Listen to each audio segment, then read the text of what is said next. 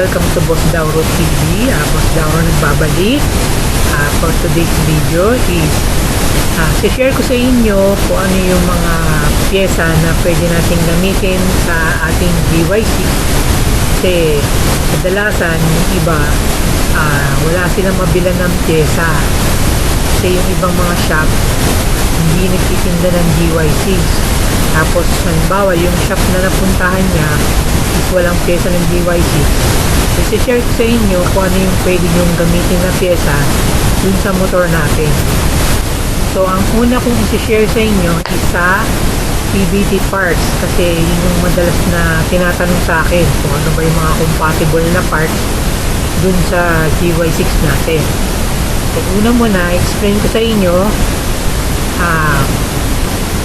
yung GY6 na pulley is, so kung makikita nyo sa picture, so dalawang klase yung pulley ng GY6. Yung lumang pulley na GY6 na maliit, tapos yung mga bagong labas ngayon ng GY6 na big pulley. So dalawang klase siya.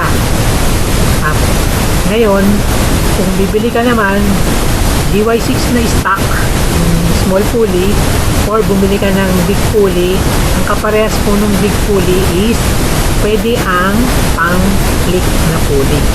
Yan. Yun yung pwede natin gamitin pulley sa GY6 natin. Pwede kang gumamit ng maliit, pwede kang gumamit ng malaki. So kung bibili ka ng malaki, pang-click ang pwede mong bilhin. Sa flyball naman, kung stock yung motor mo, siyempre ang pulley na gamit mo is maliit. Ang flyball mo pwedeng gamitin is pang GY6 size 18x14 yun. So pang GY6. Tapos kung wala ka naman mahanap dyan sa inyo, sa shop na malapit sa inyo, kung walang mahanap na ganon, is pang Honda Beat po. Mga nauna kong GY6 na scooter, hindi pa uso FI nun. So yung iba kasi pag tinanong ano bang pwedeng bola sa atin na wala kasi akong mahanap na pang GY6. Dati ang ginagamit ko is dalawa lang, kung hindi pang GY6, pang Honda Beat. Yung iba kasi sinasabi kailangan pang FI. No, same lang yun ng size, 18x14 din yun. So si Honda Beat na flyball at saka si GY6 na flyball is parehas ng size. Mapa-carb yan o FI. Same lang sila. So pag big pulley naman ang gamit mo sa motor mo, halimbawa naka GY6 ka pero big pulley yung nakalagay, ang pwede mong gamiting flyball is pang click at saka pang skydrive. Sila naman yung magkaparehas ng size ng flyball, si click at saka si skydrive. Yun ang bibilin mo. Pag small pulley ka, ang bibilin mo is pang GY6 or pang Honda Beat. Ayun. So sa drive phase naman is stock lang ang kailangan mong bilhin. Kasi wala talaga siyang parehas na ibang brand. Sa clutch bell naman, kung makikita nyo yung isang video ko, meron akong ginamit dun na racing clutch bell. Yun naman, ang ginamit ko doon is pang M3. Ganito yung itsura niya. Tapos, may adjustment ako ng konti doon. Umamit ako ng 1mm na washer, yung pulley washer. Umamit ako ng ganon. Nilapag ko muna yung 1mm na pulley washer, then saka ako pinatong yung clutch bell para umangat siya. Kasi pag wala nung washer is mahigpit, dikit na dikit siya dun sa clutch. So ganun ang ginawa ko. Tapos kung napanood nyo naman yung isang video ko na kumuha ko ng mga pyesa ng click ko, tapos sinalpa ko dun sa GY6 ko, isa naman is pang clutch bell ng click. Yan, pwede kayong bumili ng mga racing clutch bell ng click at saka ng M3. Sa M3 may adjustment na 1mm na washer. Ipatong nyo muna yung washer, then saka nyo ilagay yung clutch bell. Sa click naman, same lang ng size ng GY6 na clutch bell, salpak lang. So, nasa clutch lining assembly na tayo. So, ang clutch lining naman, nakasya doon sa DY6 natin. Kung napanood yung isang video ko, yung mahaba, tapos makapal, ang ginamit ko doon is pang NMAX na clutch lining. Ngayon, kung bibili kayo nun, is dapat buong clutch assembly. Huwag yung lining lang. Kasi hindi sukat yun sa stock housing ng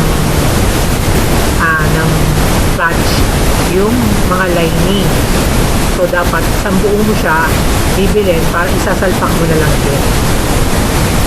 Tapos sa isang video ko din na yung pang click, kesa na mga click sinalpa ko, is pwede rin yung pang click na clutch lining. Buo nyo na rin bilhin para clutch and play na lang siya, sasalpak na lang. Sa pagdating naman sa spring, is ang pwede sa atin is pang DY6, M3, Aerox. Yan, pwede sa atin yan. Yung mga spring na yan is halos magsisinlaki lang. So, yun yung mga bibili nyo. Diba, wala kayong mahanap na pang DY6 na clutch spring. Pwede kayong gumamit ng pang M3, Aerox, and MAX. Yan. Pang click, yan, pwede rin yan.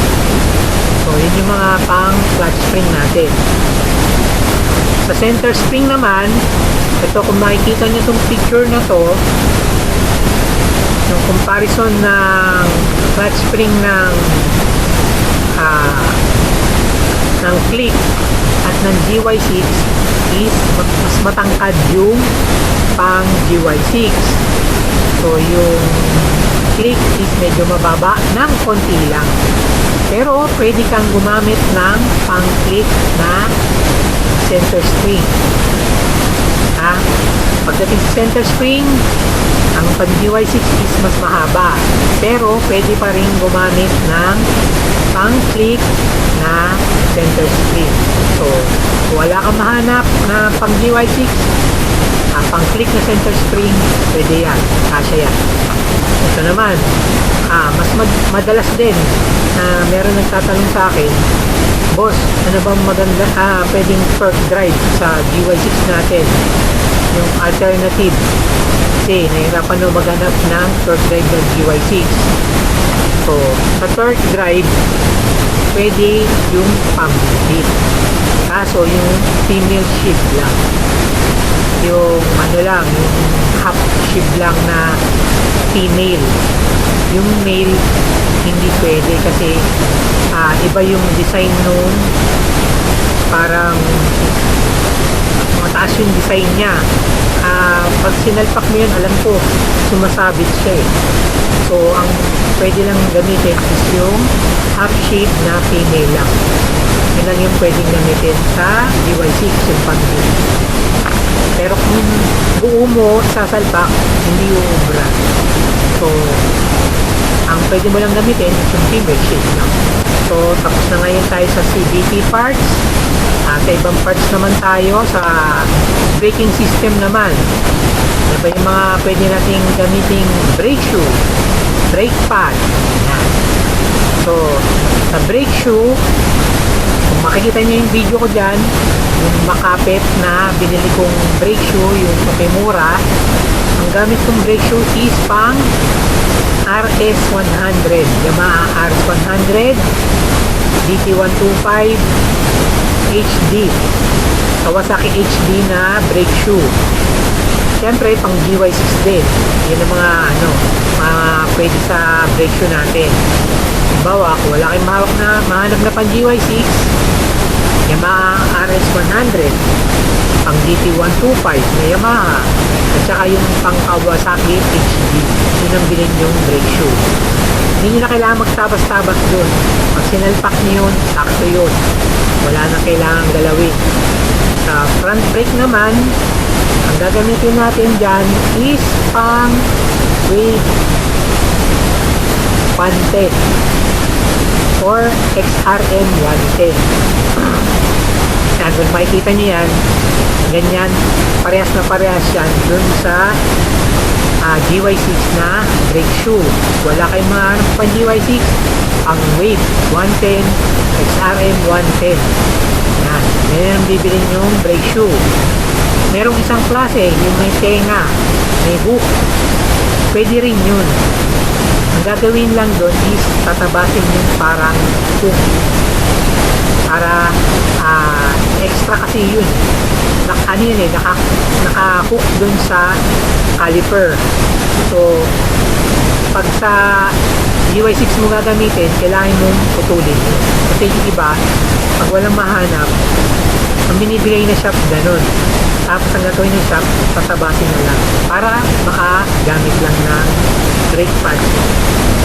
Sa front disc naman, yung rotor disc, wala kasi akong mahanap na pwede.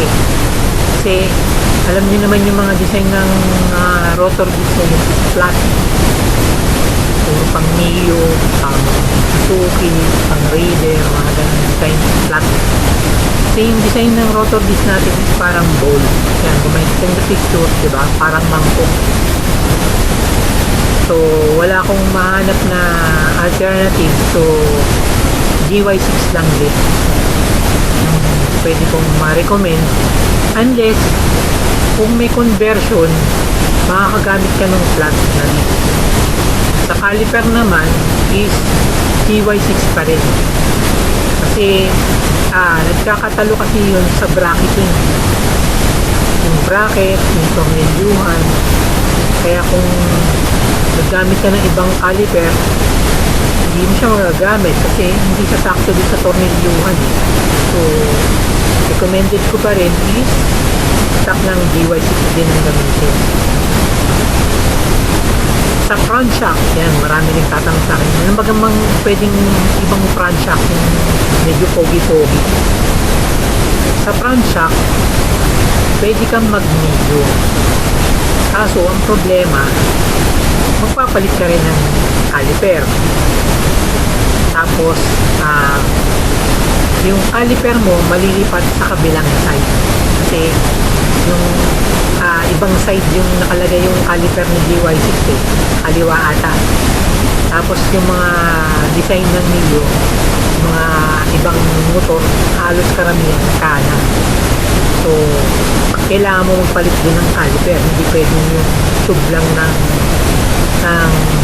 harap ang papalitan mo. Kasi, hindi mo na makakabit yung mga caliper. Kasi yung caliper kaliwa, yung tube ng mga pang setup na shock is kanan. So, need mo rin maggamit ng caliper pag nilipat ka pa. Ngayon, pag nilipat mo yung caliper, kailangan mo rin magpalit ng disc. So, magastos. Puro conversion. Kung gusto nyo mag-gamit ng front shock na pogi, mga pang-formahan, pang-diinan, kailangan nyo mag-convert. Meron ako nakita, ang ginawa niya is yung baso ng 7-speed pang Wave 125, tapos yung caliper ng pang Wave 125. Yun lang yung ginamit niya. Yung the rest, yung rotor disc, stock na yung stock mags. Yun nga lang, medyo binaliktad niya yung mags niya para maging kanan din yung rotor disc. Binaliktad niya lang yung mags niya. So, pogi naman tignan, pero hindi ko pa nasubukan yun eh. Pero yun yung nakita ko sa motor na nakarusigala siya eh. Sabi ko medyo pogi din dating. Kaso, tinignan ko mabuti kung paano niya kinunod. Ganun yung ginawa niya. And meron na tayong mga idea dun sa mga ibang parts, CVT parts, braking system, yung mga caliper, brake shoe, brake pad. Meron na tayong idea dyan. So, sa ibang parts naman tayo. Kung brake lever na pangdiinan ng hanap nyo, meron din akong video nyan. Check nyo na lang. Ang ginamit ko doon is pang sniper. Kasi minsan dun sa nagko-comment sila, hindi yan pwede. LC-150, bilhin mo. Hindi yan pwede. Pang sniper 155, bilhin mo. Pang sniper 150, ganun daw. Hindi. Lahat ng pang sniper, 135 na classic, NX, NXI, 150 na sniper, 155, pare-pareha sila ng brake lever. Ngayon, yung pangdiinan na brake lever na sniper, pwede kayong gumamit yun. Wala nang tabas-tabas kasi yung iba, ay, ito bilib mo pang Mio, ito bilib mo pang Raider. Pag binili mo yun, hindi mo agad masasalpak yun kasi magtatabas ka. Sa sniper, hindi. Plug and play yun. Wala nang tabas-tabas. Tapos meron pang isa is yung pang Aerox na brake lever. Although parang kasi para sa akin yung itsura niya is parang malaki. So hindi ko yung sinubukan. Talagang ang ginamit ko na lang yung pang sniper. Kasi hindi pa uso yung FI. Yung unang mga GY6 ko pang sniper classic gamit ko ng brake lever.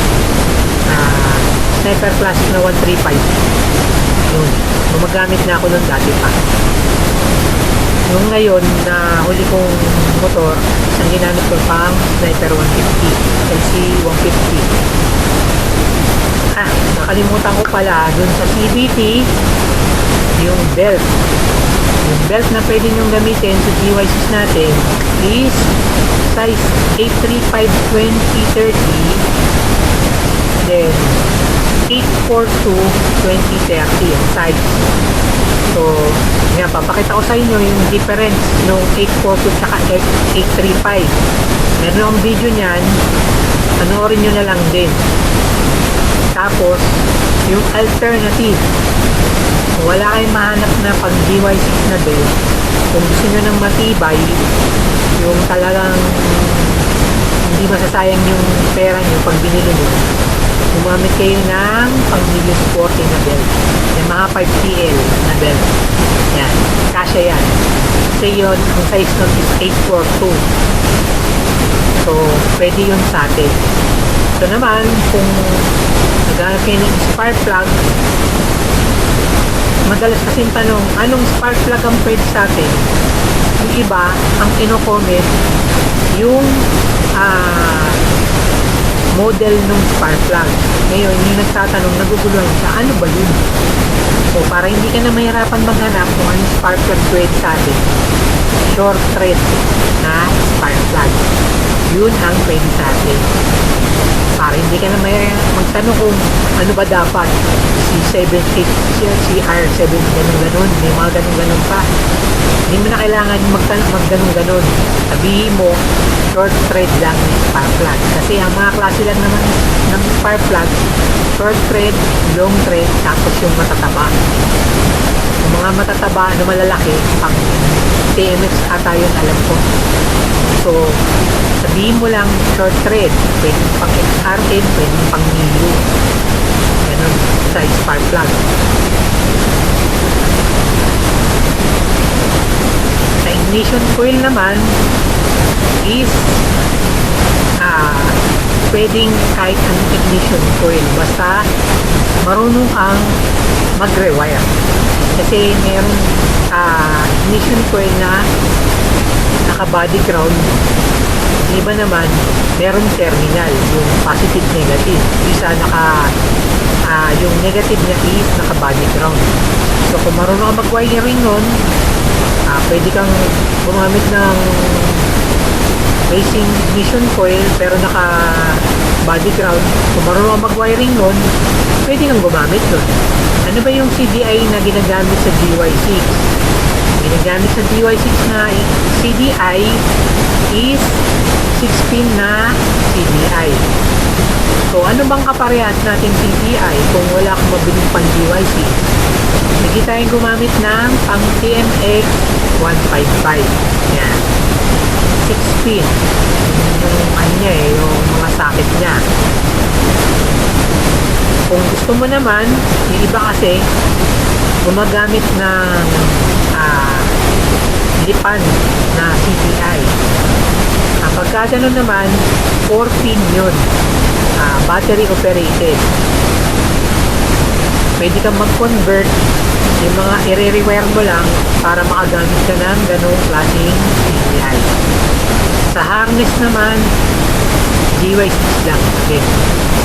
Kasi yun yung nakadesign sa harness natin. Hindi ka na pwedeng gumamit ng ibang harness kasi iba yung design mo, iba yung rotation ng mga kabitan ng CDI, mga connection ng ilaw, mga ganun. So, ang kailangan mo lang talagang gamitin sa harness is pag GY6 din. Yun naman tayo sa carb. Ayan, marami rin nagtatanong sa akin dyan kung anong carb yung pwedeng gamitin. Ang totoo niyan, pwede ka namang gumamit ng kahit anong carb kung mag-fit doon sa manifold mo. Kumbaga, magkaterno kasi yung manifold at saka yung carb. So kung bibili ka na may kasamang manifold, pwede mo yung isalpak as long na magkakasya siya doon sa space ng kabitan ng carb. Kasi minsan nakapaliko, minsan nakaliyad, minsan baluktot yung design ng manifold, kaya yung carb nakabaluktot din. So depende yan. Pero ang pwedeng carb sa atin is D-type. Kasi yung mga sinaunang GY6 D-type talaga yung carb. So kailangan hindi ganun ang carb mo. Kung naka 19mm ka, pwede kang gumamit ng pang D-type. Yung mga sinaunang carb ng GY6. So ang bibili mo is D-type manifold, D-type na carb, at D-type na cable, throttle cable. So magbubuo mo na yun. Okay na yun, plug and play lahat yun. Wala ka nang tatabasin o wala nang modified yun. Kung gusto mo naman mag piston type na carb, ang gagamitin mo is D-type na manifold kasi slide in yung carb yun. So kailangan mo slide in. Yung piston is slide in din. So yun ang mga katerno niya, D-type na manifold, piston type na carb, at yung throttle cable niya is pang Honda GU. Kasi piston na iba na yung cable nun. So yun yung mag-fit dun sa piston type na carb. Sa rear shock naman, ang pwede natin gamitin dyan is pang Neo, pang Click, pang Click. Ayan. Ang sukat is 330. Kung gusto nyo mag semi-lowered, 300. Kung lowered, mas mababa pa sa 300. Yung size ng shock na pwede mong gamitin sa likod. So, marami na akong bigay sa inyo na tip na mga pyesa. So, kung may kulang, comment lang kayo. Tingnan ko kung masasagot ko. Kasi baka nakalimutan ko yung mga ibang part na i-discuss dito. Comment nyo na lang. Subukan ko kung masasagot ko para meron tayong idea. Ito yung pinaka crucial, yung mugs. Anong mugs ang pwede sa atin? Pwede ba yung pang gala? Pwede ba yung pang royal? Pwede ba yung pang Venus? Pwede ba yung pang passion? Basta po GY6 yung motor, pwede po yan yung mugs ng ibang GY6 na motor sa mugs natin. Pwede po yan kasi magkakaparehas po sila ng axle. So masasalpak po yan kahit ibang brand siya pero GY6 yung motor, pwede pa rin yun. Pero kung gusto mong makagamit ng mag na pangdiinan, syempre, yung lagi natin gusto palitan yung mags ng gwapo. Ngayon, para makapili ka ng pangdiinan na mag, kailangan mo talaga ng conversion. Number 1 conversion na gagawin mo dyan is pang-video.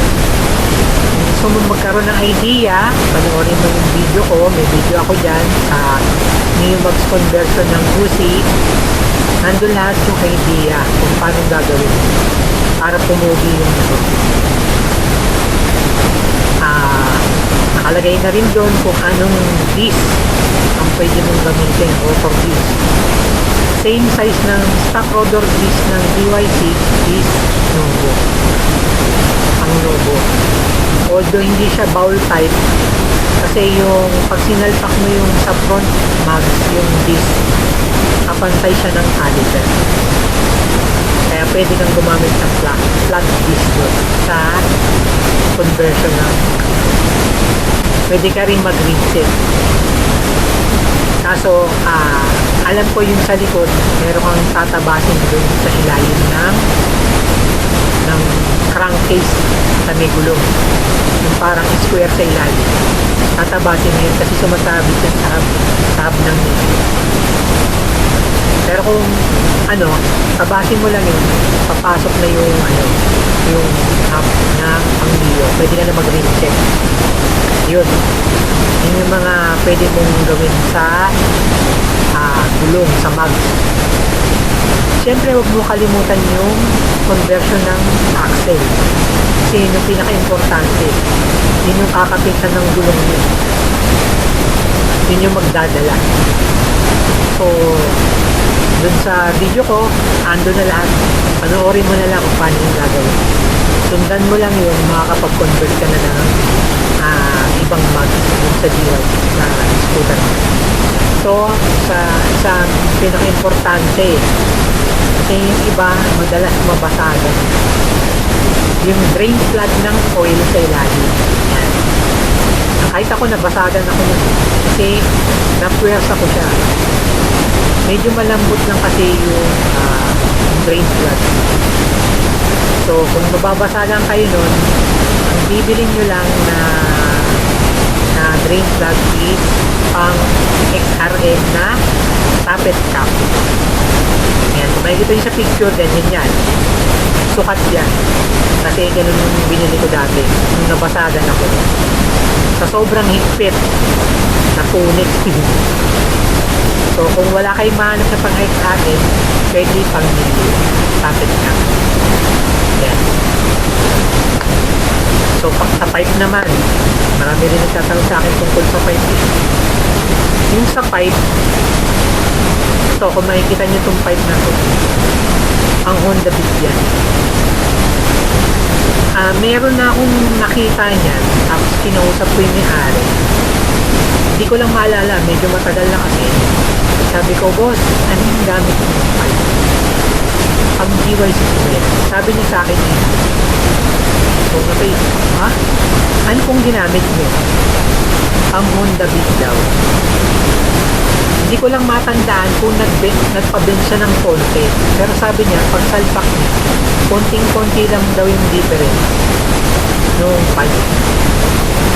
So, sabi ko, oo nga no, medyo similar sila ng elbow. So, hindi ko lang matandaan kung nagpa-bend pa siya ng konti o hindi. Pero, ang tingin ko kasi dun sa pipe is pag adjustable, doon ka lang maghahabol sa bracketing. Kasi pwede mong i-adjust yung bracket doon ka lang maghahabol. Marami nagtatanong sa akin, pwede ba yung mga apido, pwede ba yung mga spin pipe? Ayan, kung makikita yung picture, itong bracket na to, hindi yan na-adjust. Itong part na to, hindi yan na-adjust. So, pag sinalpak mo yung pipe, sala ka na sa tornilyuhan. Hindi ka na tumama. So, hindi ka pwedeng gumamit na merong steadying bracket sa pipe. Kailangan yung adjustable. Kasi, pag sinalpak mo yung adjustable adjustable bracketing ng pipe na ibang motor, makakahabol ka pa eh. Dun sa mga parang chicken pipe, yung mga feeder, steady bracket, wala na, hindi ka natatama dun sa tornilduhan. So, ang need mo, habulin yung tubo. Doon ka magkahabol. Or magpare-elbow ka. Pagawa ka ng bagong elbow. So, andito na po ako sa last part ng video ko. So, ito na lang yung huling na iisip ko na pwede kong may tulong sa inyo is about dun sa gearbox.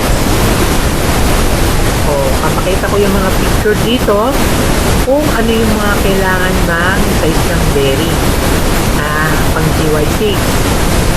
Ayan, kung makikita sa picture, ayan. I-screenshot nyo na lang para meron kayong idea kung anong, halimbawa, siraan kayo ng bearing sa gearbox, alam nyo na kung ano yung bibilin yung size ng bearing. Nandiyan na po lahat yung size, pati yung oil seal. Meron ako isang video doon na sa likod ng gulong meron tumatagas kung sa may butas na langis. Yung size ng oil seal is ito, yan. Yan yung mga bibilin yung pyesa na pwede nyo gamitin sa gearbox ng ating GY. So hanggang dito na lang po. Sana makakatulong po sa inyo itong ating video para hindi na po kayo mahirapang maghanap ng mga pyesa. Hanap ko na po doon yung mga alternative na pwede nyo bilhin na pyesa, at para hindi na kayo magtanong-tanong, kasi kung minsan sa pagtanungan mo ang bibigay sa iyo iba, so sayang ang pera pag binili mo yun, hindi naman pala kasya. So nandito na lang, sana makatulong sa inyo yung video. Don't forget to subscribe, like and share Boss Dauro TV. Follow my FB page din po at Boss Dauro TV. Nandito na lang po. Right safe po sa inyo. God bless and